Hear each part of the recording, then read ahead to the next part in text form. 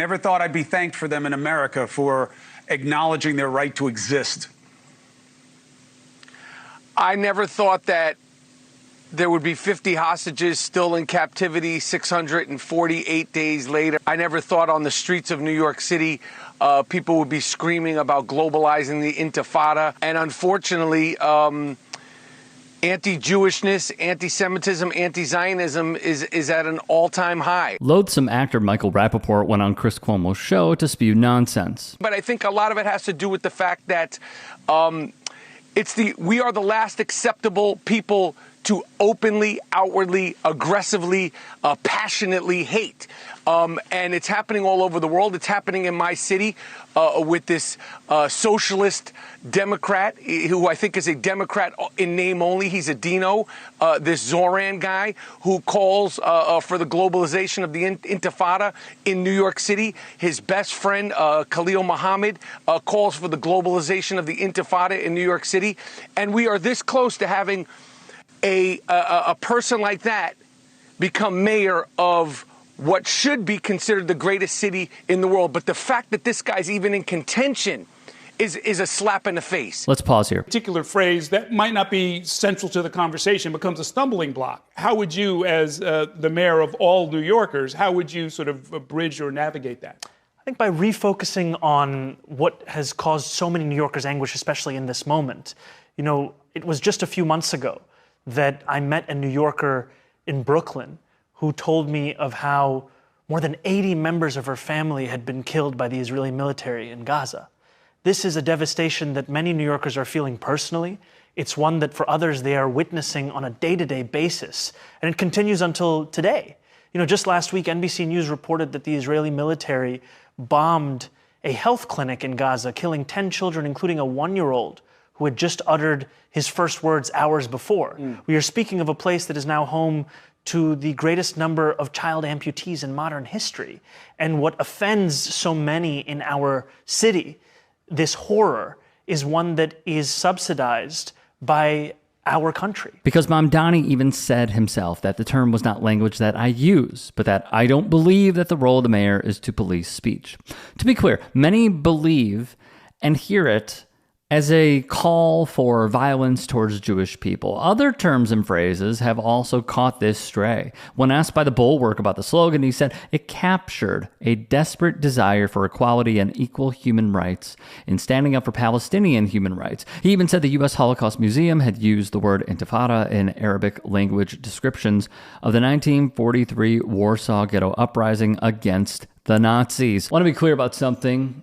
In this segment, I'm going to air an interview that appeared on my channel, The Rick Strom Show, where I interviewed founding member Jarobi White because Michael Rapaport directed the Tribe Called Quest documentary that's coming out. Though the Apartheid Defense League's Jonathan Greenblatt hated Mamdani's answer, that should be a tell because this is the same organization that has allowed Donald Trump to skate by and even defended Elon Musk from doing a double Sig Heil when it came to the president's inauguration. Chloe Skinner, a research fellow at the Institute of Development Studies, would write for Mideast Journal. She explained the meaning of intifada and globalized the intifada. Referring to a civil uprising, intifada is an Arabic term that translates to a shaking off, long used in Palestine to refer to the shaking off of the shackles of colonial domination, including through mass civil disobedience, unity, and solidarity, boycotts, divestment, and sanctions. Beneath the burgeoning death toll across Palestine are global systems of power rooted in the logic, history, and present of colonial violence. As such, in the face of G-side, the intifada, the shaking off of colonial dynamics of racism, violence, dehumanization, and division must be globalized. It's been 2 years and so many people are just blaming Israel and not really educating themselves. And the reality of the situation is it takes two to tango. And I guarantee you all these people that want to talk about Israel and all that stuff and Zionist this and Zionist that, Zionism simply means the right for Israel to exist as a sovereign nation. I wish that word never, ever was conjured up, because it sounds like some exotic plant or some exotic way of thinking. It simply means that Israel has the right to exist. And all these people on these college campuses, they would love to live in Israel before they would love to live in any one of these countries that we've been talking about, let alone in Gaza. Pause once more. Furthermore, Judaism and Zionism are not the same. Judaism is a revealed religion. Zionism is a political ideology. The Business Standard adds, Judaism is a religion and cultural identity that has evolved over millennia, while Zionism is a political ideology centered on the establishment and preservation of a Jewish state in Israel. Theodor Herzl is widely regarded as the father of the modern political movement of Zionism. He envisioned the establishment of a Jewish homeland in response to the prevalent anti-Semitism and as a haven for Jews facing persecution. The early leaders of Zionism had the goal of establishing a Jewish state and the first Zionist colony in historic Palestine since the late 1800s. At the turn of the century, waves of newcomers, Jewish immigrants, started to come and establish Jewish settlements. They had opposing Zionism, and criticism of the Israeli government is not inherently anti-Semitic. It is imperative to distinguish between criticism of political ideologies or policies and prejudice against a particular religious group. A history of persecution against the Jews does not nullify legitimate criticism of the Israeli government and its policies. As promised, I asked Jarobi White, founding member of Tribe, what he thought about Michael Rapaport, how Rapaport portrayed Tribe in the documentary, and with everything that we just discussed in this segment. Enjoy. When it did come out, what was the group's reaction? We were pissed. That's why we had so much drama around the releasing of that movie and all that stuff. Because Michael Rapaport made that movie for himself. Okay? Tribe fans don't want to hear that bull. They want to hear how we looped up this. What record did we use for that? Like, they want to hear that. We're nerds.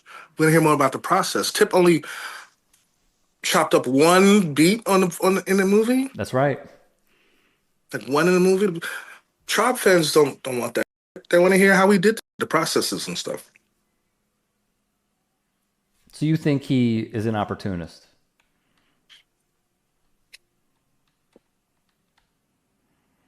I think that Michael Rapaport is a huge hip hop fan. He was one of the 3 or 4 white dudes that was at the parties back in the days.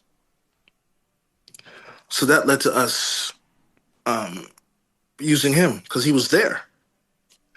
There were other people who wanted to direct the movie, but I was like, maybe they would have been more qualified and made a better product, but they weren't there.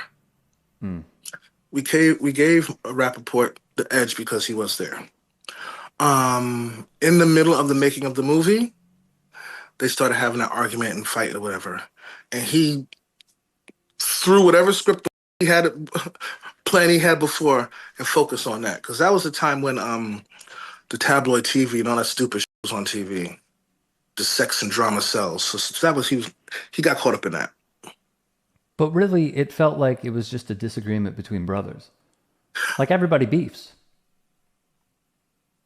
Dude, thank you. And that's all it was. What troubles me, and I say this as a Jewish person who also has a brain and can see what's going on, the way that he has spoken about what is happening in present day and some of the videos that came out of him allegedly yelling on the phone about getting paid. Getting paid for it. Thank you. It's like, dude.